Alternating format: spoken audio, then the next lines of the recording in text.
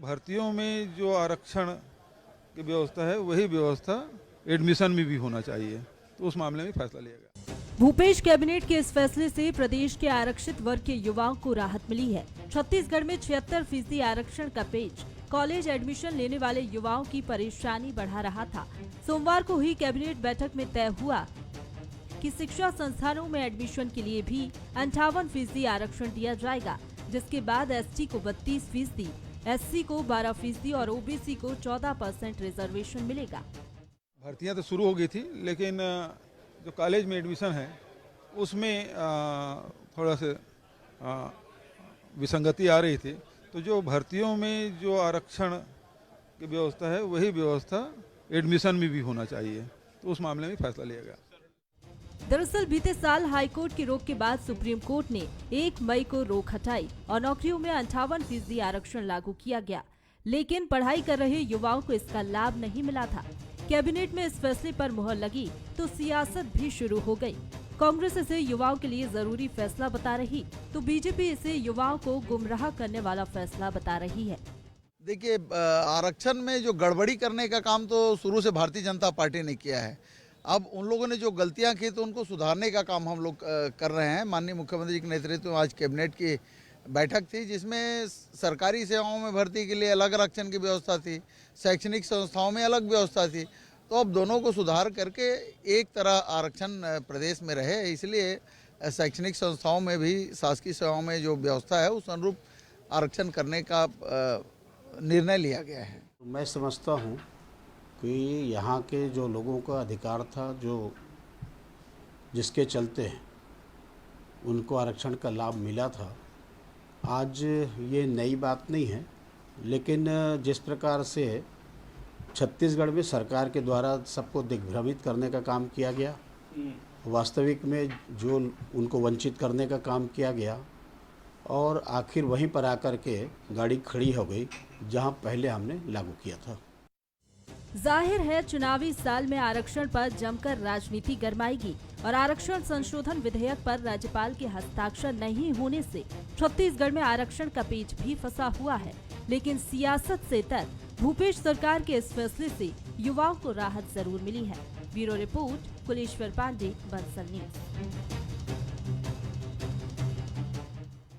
नमस्कार, मैं हूं रितु सिंह और हमारा आज का मुद्दा है एडमिशन में रिजर्वेशन।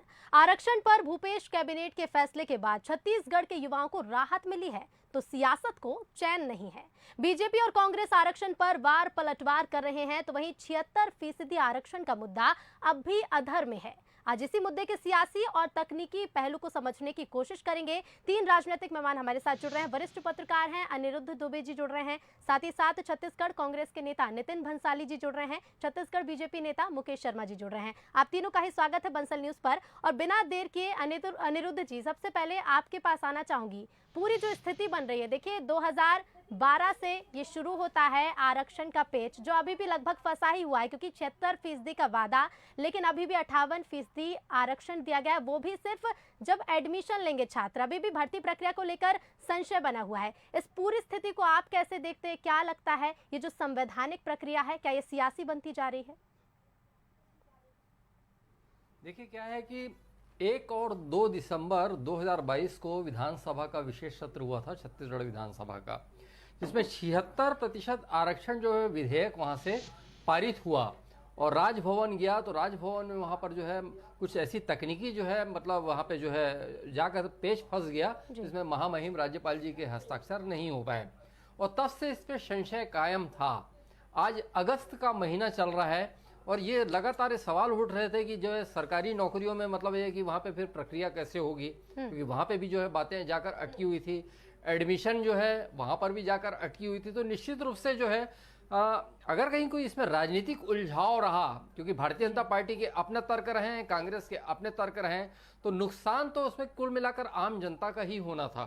चाहे वो अगर कि प्रमोशन की बात हो या सरकारी नौकरी में भर्ती की बात हो या फिर स्कूल कॉलेज में एडमिशन की बात हो। लेकिन आज सरकार के जो है कदम, कैबिनेट में आज जो है फैसला हुआ और जो है वहाँ पे बढ़े हैं, तो निश्चित रूप से जो है एक राहत की बात होगी और जो वहाँ पे कतार में जो एडमिशन की कतार में जो लोग रहे होंगे या जो जिनका जो चल रहा होगा तो आज वो बहुत उनको कुछ सुकून महसूस हो रहा होगा। लेकिन इसमें यह कि समाधान जो है, समाधान एक पक्ष का समाधान है, एक छोटा सा समाधान है। समाधान क्या है? पूर्णकालिक निकलना था। मैं ये नहीं बोल रहा हूँ कि 76% जो है सरकार का आरक्षण था उसको हुबहू लागू करना चाहिए या उससे ज्यादा देना चाहिए या उससे कम देना चाहिए। लेकिन बहुत सारे जो पेच फंसे हुए हैं, जैसे राजभवन का कहना था कि वो जो है क्वांटिफाइबल डेटा आयोग की रिपोर्ट छत्तीसगढ़ की सरकार के द्वारा पेश नहीं की गई, जो कि बेहद जरूरी थी, और वहां पे सारा जो पेच फंसा हुआ। लेकिन फिर भी आशा की किरण एक जगी है कि आज जो है कैबिनेट की बैठक में जो छोटा सा एक रास्ता खुला, तो उम्मीद करते हैं कि आचार संहिता के लगने से पहले कुछ और इसमें आशाजनक जो है और कदम जो है बढ़ते दिखाई देंगे। जी बिल्कुल। नितिन जी, आपके पास आना चाहूंगी मैं। देखिए, 76 का वादा आप करते हैं, जब चुनाव उपचुनाव होते हैं तब भी 76% का वादा किया जाता है, लेकिन अब 58% आरक्षण दिया जा रहा है। एडमिशन तो मिल जाएगा, भर्ती प्रक्रिया का फिर क्या होगा? जब छात्र ग्रेजुएट हो जाएंगे, लेकिन उसके बाद का फिर क्या होगा? देखिए ऋतु, हमने आश्वासन नहीं दिया है। हमने इस विषय पर जो है विधानसभा का विशेष सत्र बुलाकर 1 दिसंबर 2022 को, जिसमें कि विधेयक हमने पेश किया और सर्वसम्मति से मतलब भाजपा भी आ गई, विपक्ष भी आ गया, उसमें अन्य दल भी जो है वो भी सर्वसम्मति से उस विधेयक को पास करके गवर्नर हाउस भेजा गया, महामहिम राज्यपाल महोदया जी के पास। उसके बाद लगातार करस्पॉन्डेंस होते रहे, उन्होंने 10 बिंदुओं पे जवाब मांगा। हमने तो विधानसभा से पास करवाकर राजभवन भेजा था, पर पहली बार ऐसा हुआ इतिहास में कि राजभवन ने विधानसभा से प्रश्न न करते हुए विभागों से सीधे प्रश्न किए। चलिए, हमने उसमें भी उनकी हठधर्मिता पे कुछ नहीं कहा और हमने उसके भी जवाब राज्य सरकार ने राजभवन को, महामहिम राज्यपाल महोदया जी को भेज दिए। उसके बाद एक बार भी हम तो 76% आरक्षण देने के पक्ष में, हम तो 58 के पक्ष में है ही नहीं, क्योंकि हमने क्वांटिफाइबल डाटा के आधार पर, सभी वर्गों की जनसंख्या के आधार पर सर्वे करके, लेकिन हम लोगों ने जब आप क्रेडिट लेते हैं, कि जो आरक्षित वर्ग हैं उनके हितैषी हैं आप, लेकिन पिछली सरकार से अलग आपने क्या किया? पिछली जो सरकार थी 2012 में, रमन सिंह भी 58% आरक्षण दे देते हैं, तो अभी भूपेश सरकार भी वही कर रही है, 58% आरक्षण दे रही है। पिछली सरकार से ज्यादा क्या है? देखिए ऋतु, ये आरक्षण जो इन लोगों ने लागू किया था भारतीय जनता पार्टी के शासन काल में, इसमें कितनी बड़ी त्रुटियां थी। हाईकोर्ट में ये मामला चल रहा था, पिटीशन फाइल हुए थे और हाईकोर्ट ने जो करस्पॉन्डेंस किया था तत्कालीन सरकार से, उसके जवाब तक नहीं भेजे थे, एफिडेविट तक गलत थे। एक आयोग बनाया था इन्होंने, एक कमेटी बनाई थी, सॉरी, एक ननकी राम कंवर जो है उनके पूर्व मंत्री, उनकी अध्यक्षता में, उसकी रिपोर्ट तक नहीं भेजी। तो जानबूझकर लॉलीपॉप देने के लिए यहाँ के प्रदेश के युवाओं को और आरक्षित वर्ग के साथ इन्होंने धोखा किया, जो कि लंगड़ा विधेयक वहां ध्वस्त हुआ। तो हमने तब भी चिंता की और हमने नया जो प्रारूप तैयार किया, आरक्षण का रोस्टर तैयार किया और हमने राजभवन भेजा, उसको विधानसभा से पारित करवाने के बाद एक बार भी इस विधेयक के पक्ष में भारतीय जनता पार्टी खड़ी नहीं हुई। और इनके आरएसएस के प्रमुख जो हैं मोहन भागवत, वो तो मंच से कह चुके हैं कि देश में आरक्षण ही समाप्त कर देना चाहिए। तो ये आरक्षण के विरोधी लोग हैं। हमने तो हमेशा आरक्षण लाभार्थियों के पक्ष में सोचा है, आज भी सोचा है। देखिए, कैबिनेट में निर्णय हुआ और शाम को 4 बजे जवाब चाहूंगी, आरक्षण विरोधी तो ठहराया जा रहा है, लेकिन जब 2012 की अगर बात की जाए, जब 58% आरक्षण को असंवैधानिक करार दिया जाता है, तब बीजेपी की तरफ से उस तरह के प्रयास क्यों नहीं किए जाते जो आज कांग्रेस की तरफ से किए गए और 58% आरक्षण का लाभ मिल रहा है?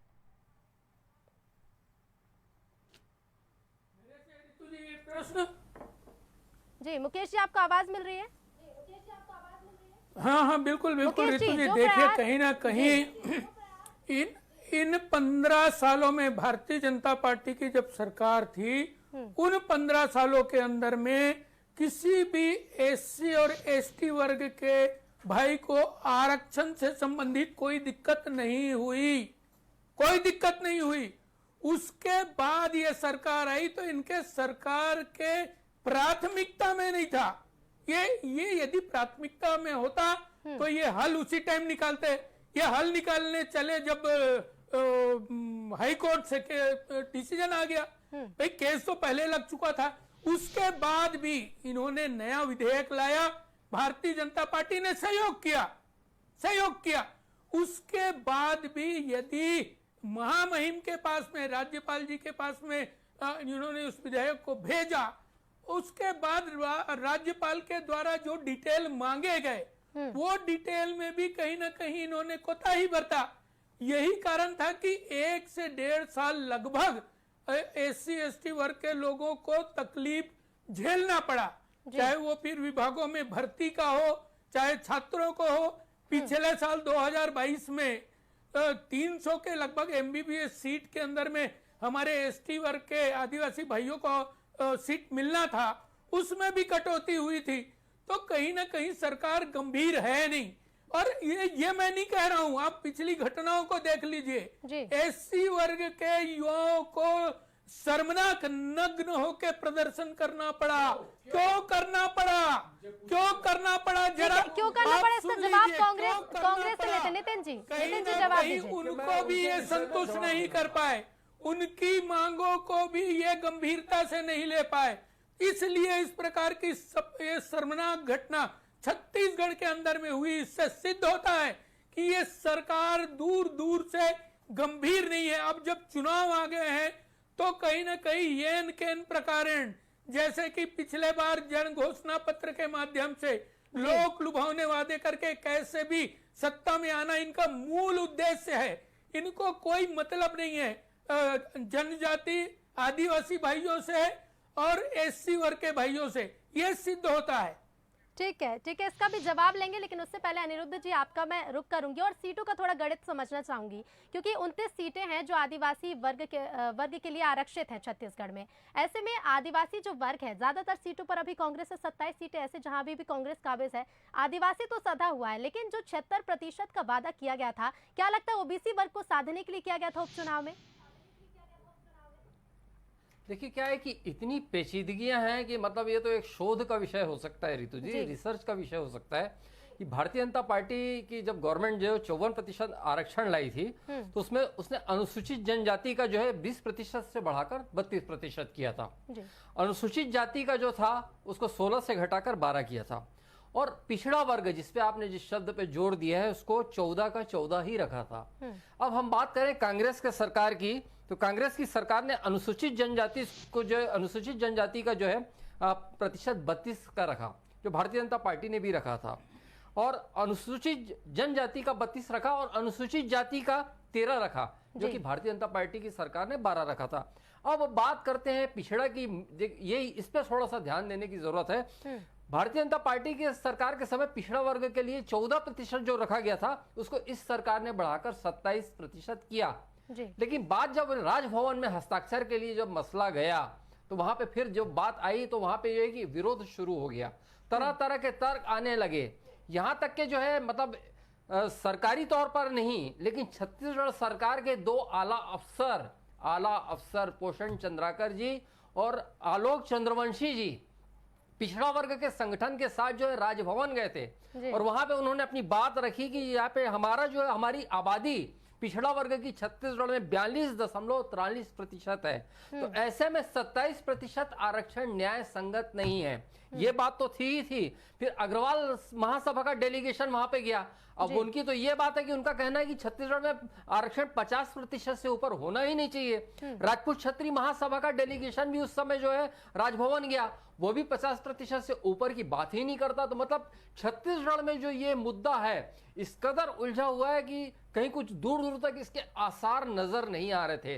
लेकिन चलिए अच्छा है, मैं तो एक आम आदमी की तरह सोचता हूँ और आम आदमी के बीच का ही व्यक्ति हूँ, तो कम से कम एक अगर कहीं एडमिशन को लेकर कहीं कुछ राह खुली है तो अच्छा है कि आगे भी और जो है प्रमोशन और सरकारी नौकरियों में भर्ती के लिए भी कुछ राह खुले, आपसी सामंजस्य से खुले, ना हो तो कोर्ट के रास्ते खुले, जैसे भी खुले लेकिन खुलना चाहिए। बिल्कुल खुलना चाहिए ताकि आम जनता को इसका लाभ भी मिले। नितिन जी आपके पास आना चाहूंगी। मुकेश जी के जो आरोप थे कि प्रदर्शन क्यों किए जाते हैं, अगर आप हितैषी हो तो उसका तो जवाब दीजिएगा। साथ ही एक और चीज बताइएगा, जब आप वादा करते हैं 76% का, अब 58% दे दिया, उसका लाभ मिलेगा, लेकिन अब आगे के लिए क्या प्रयास किए जाएंगे कांग्रेस की ओर से, क्योंकि अभी भी पेच फंसा हुआ है। क्या चुनाव से पहले किसी तरह के प्रयास करेगी कांग्रेस?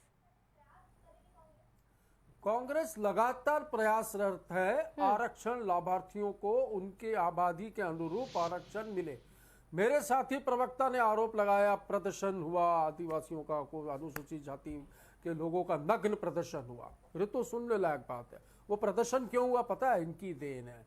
इनके शासन काल में वो लगभग 237 फर्जी जाति प्रमाण पत्र बने और इन्हीं के शासन काल में नौकरी लगी, जिसका विरोध करने वो युवा आए थे और उन्होंने नग्न प्रदर्शन किया। क्या वो इस प्रकार के प्रदर्शन का सपोर्ट करते हैं? पहले तो वो ये बताया करते हैं क्या? मुकेश जी, क्या सपोर्ट करते हैं इस तरह के प्रदर्शन का जवाब दीजिएगा। प्रदर्शन का जो तरीका था वो शर्मनाक प्रदर्शन सदैव निंदनीय है, सदैव निंदनीय है।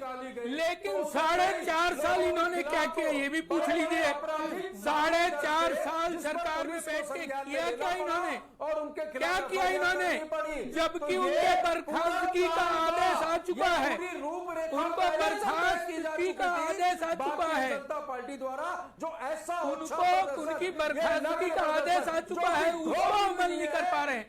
तो कहीं ना कहीं सरकार की कमजोरी दिखती है इसमें। पूरे देश में निंदा हुई। इस प्रकार के प्रदर्शन का सपोर्ट करते हैं ये लोग। सदैव निंदा करते हैं, लेकिन गलती किसकी है? क्यों सड़क में है? उन्होंने अल्टीमेटम दिया था, उन्होंने अल्टीमेटम दिया था और उनकी बर्खास्तगी हो चुकी। अभी क्या किया आपने?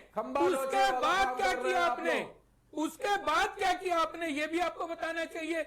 क्या जिनको बर्खास्त करवाना चाहते थे उनको निकाल दिया आपने?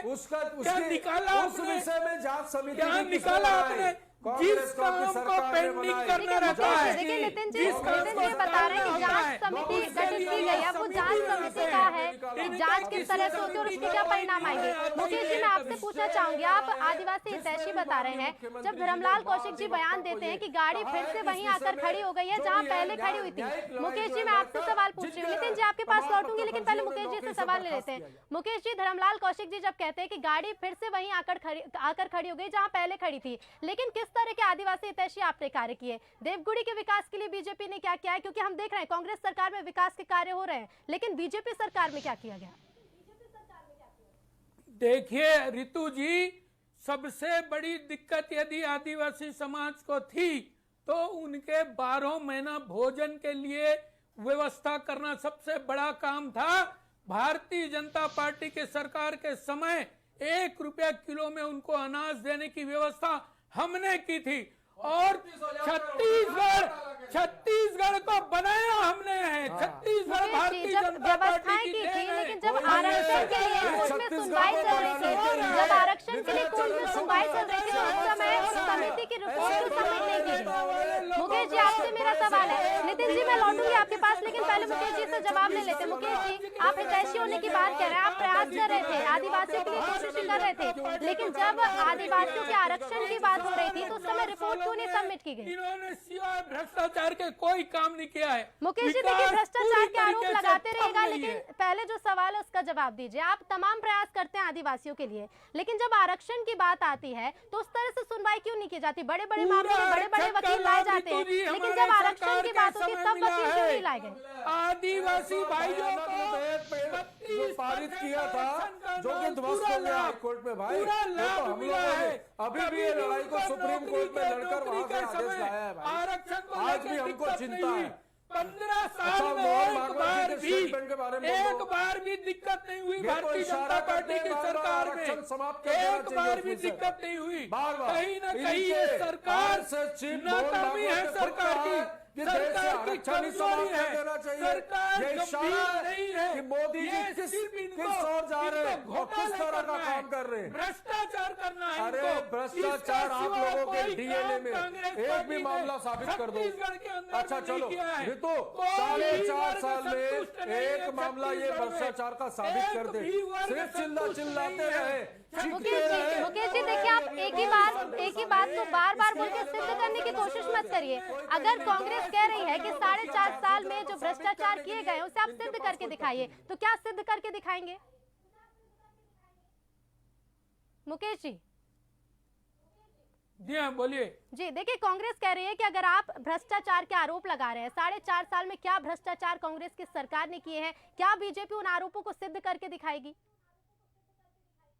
निश्चित रूप से ये प्रक्रिया न्यायालय में चल रहा है और जिस हिसाब से इनके महापौर के भाई इनके महापौर के भाई, इनके अधिकारी जिस हिसाब से जेल में है वो सब प्रक्रिया के तहत है, प्रक्रिया के तहत है। संवैधानिक संस्थाओं का सम्मान करके कांग्रेस पार्टी को समझना चाहिए, यदि इतने अधिकारी महापौर के भाई जेल में हैं तो निश्चित रूप से ये संकेत है, ये संकेत है। सुप्रीम कोर्ट ने भी इसमें अंतरिम जमानत मिल चुकी है और ये जांच पर रोक लगाई गई है और बार-बार जिस कोल्ड स्कैम की बात कर रहे हैं आप देखिएगा इसमें भी न्यायालय में सबके परेशान हो सकता है। देखिए आरोप तो लगते रहते हैं पर आरोप सिद्ध कब होंगे ये वक्त बताएगा। अनिरुद्ध जी मैं आपके पास आना चाहूंगी, पूरी स्थिति आप देख रहे हैं कि आरक्षण को लेकर पेच अभी भी फंसा हुआ है, क्या कहेंगे, क्या लगता है आने वाले चुनाव में इसका क्या असर दिखाई देगा? अनिरुद्ध जी जी देखिए पूरी स्थिति आप देख रहे हैं कि आरोप प्रत्यारोप तो हर मुद्दे पर लगते रहे हैं, लेकिन आरक्षण की जो स्थिति अभी भी फंसी हुई है कि भर्ती प्रक्रिया में आखिर 76% का लाभ जनता को कब मिलेगा, क्या लगता है जो अभी स्थिति बनी हुई है इसका आने वाले चुनाव में क्या असर दिखाई देगा? देखिए क्या है कि छत्तीसगढ़ का मतदाता जो है ठीक है कि अभी पिछले बार तो एंटी इनकम्बेंसी थी तो जबरदस्त कांग्रेस के पक्ष में जो है माहौल था और चीजें जो है उसके अनुकूल गई भी, और अभी भी जो है ऊंट किस करवट बैठेगा ये अभी कह पाना बहुत मुश्किल है। अभी यहाँ तक कि छत्तीसगढ़ की राजनीति जिस मोड़ पर खड़ी है, लेकिन निश्चित रूप से जो है कांग्रेस ने जनहित में कई सारे जो है फैसले लिए, उससे इनकार तो किया नहीं जा सकता। लेकिन जो आरक्षण का जो पहले भी मैंने कहा कि छत्तीसगढ़ में बहुत बुरी तरह पेच फंसा हुआ है और निश्चित रूप से देखिए कई गंभीर मुद्दे होंगे चुनाव के समय में, जिनको मंच से जो लोग जो है अपनी अपनी बात रखेंगे और चिल्लाकर जो है अपनी बात रखेंगे, तो उसमें ये एक आरक्षण का मुद्दा निश्चित रूप से होगा।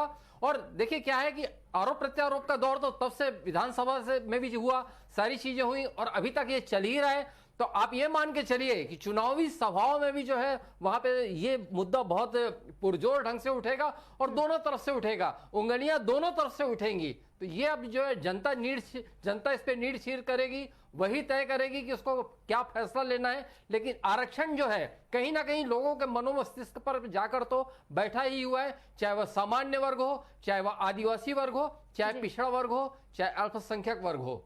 जी बिल्कुल, क्योंकि देखिए जनता तो यही इंतजार कर रही है कि जो वादा किया गया था 76% का आखिर उसका लाभ कब मिलेगा। एक छोटा छोटा रिएक्शन आप दोनों का ही मैं लेना चाहूंगी क्योंकि समय की कमी है। नितिन जी देखिए आरोप लगते रहे और आरोप हमेशा लगते रहेंगे, अब वो सिद्ध कब होंगे ये देखना होगा, लेकिन 76% का पेच क्या लगता है चुनाव से पहले कांग्रेस इसके लिए वो प्रयास करेगी कि उसका लाभ जनता को मिलेगा? हम तो 1 दिसंबर 2022 से ऋतु, हम 1 दिसंबर 2022 से जिस दिन ये विधानसभा में विधेयक पारित हुआ और वहां से राजभवन भेजा गया तब से लड़ी रहे हैं लगातार। पर भारतीय जनता पार्टी को भी इसमें यदि वो आरक्षण चाहते हैं, आरक्षण के हित में, तो इस विषय पर जाकर राजभवन में निवेदन करना चाहिए था, क्योंकि आरक्षण मेरे और किसी के लिए नहीं, ये सभी के लिए है। इसमें भाजपा के लोग भी शामिल होंगे, प्रदेश के युवा भी शामिल होंगे, सभी लोगों के भविष्य का सवाल है, तो भाजपा को इसमें राजनीति नहीं करनी। देखिए रितु जी कहीं ना कहीं यदि आरक्षण का विषय और आरक्षण को लेके तकलीफ यदि हुआ है अनुसूचित जाति और जनजाति वर्ग के लोगों को, तो वो इनके सरकार में हुआ है और कहीं ना कहीं इनकी लापरवाही मुख्य वजह थी। राज्यपाल के पास इन्होंने भेजा, उसके बाद में भी लगातार लोगों के विरोध आते रहे। हमने तो विधानसभा में सहयोग किया, हमारा तो पूरा सहयोग था। निवेदन कर भारतीय जनता पार्टी इधर से सहयोग करते हैं, उधर से रोकवाते। आप ये इनके पॉलिटिक्स कर रहे थे, हम चाहते थे, हमने तो साथ दिया, लागू करवाइए आरक्षण। बताइए लोगों को जवाब देना पड़ेगा। यदि आरक्षण का आपने बात किया है और आरक्षण नहीं दिला पाए तो जवाब आपको देना पड़ेगा। ठीक है, क्योंकि देखिए विधेयक आरक्षण संशोधन विधेयक अभी भी फंसा हुआ है राजभवन में। अब इसका लाभ कब मिलेगा और क्या और कोशिशें आप दोनों ही दलों की ओर से की जाएंगी, ये वक्त ही बताएगा। फिलहाल आप तीनों का ही शुक्रिया हमसे जुड़ने के लिए और तमाम बातचीत के लिए। तो 58% का लाभ तो अब छत्तीसगढ़ की आम जनता को मिलेगा, लेकिन अभी एडमिशन में अभी भी भर्ती प्रक्रिया को लेकर पेच फंसा हुआ है कि 76% को लेकर क्या फैसला आएगा और इस पर सबकी निगाहें टिकी रहेंगी। देखते रहिए बंसल न्यूज। नमस्कार।